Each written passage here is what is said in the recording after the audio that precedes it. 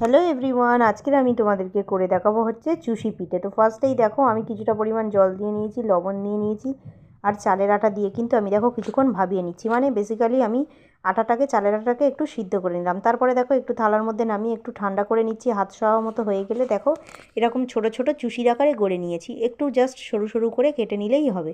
তো এটা তোমরা হচ্ছে কিনা এরকমভাবে করে নেওয়ার পরে এটাকে কিন্তু আমি ভাপিয়ে নেব। হচ্ছে কিনা দেখো স্টিমে আমি বসিয়ে দিয়েছি, নিচে কিছুটা হাঁড়িতে জল দিয়েছি, আর ওপরে কিন্তু একটা ছাঁকনির ওপরে দিয়ে এটাকে ঢাকা দিয়ে আমি 10 মিনিট মতো এটাকে স্টিম করে নিয়েছি।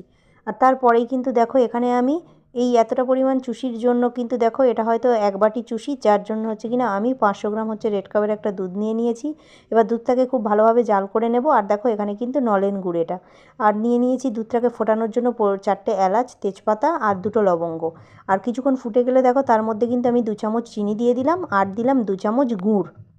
তো এখানে যারা তোমরা গুড়টা পছন্দ করো না তারা গুড়টাকে স্কিপ করে যেতে পারো। তো দেখো গুড়টা দিলে কালারটা কত সুন্দর এসছে। আর তারপরে কিন্তু এটা যখন ভালোভাবে ফুটে যাবে এর মধ্যে কিন্তু আমি ওই সিদ্ধ করা চুষিগুলোকে কিন্তু অ্যাড করে দেবো। আর চুষিগুলোকে অ্যাড করে দিয়ে আবারও কিন্তু আমি 10-15 মিনিট মতো ফুটিয়ে নেব। মোটামুটি এটাকে একটু গাঢ় করে নিয়েই কিন্তু আমি গ্যাসটাকে অফ করে দিয়ে সারা রাত কিন্তু এটাকে রেখে দেবো। আর সকালবেলা দেখো চুষিগুলো কি সুন্দরভাবে তৈরি হয়ে গিয়েছে। তো এভাবে কিন্তু তোমরা বানিয়ে খেয়ে দেখতে পারো। ভালো লাগলে অবশ্যই একটা লাইক, কমেন্ট অ্যান্ড শেয়ার করে দিও। And thank you for watching.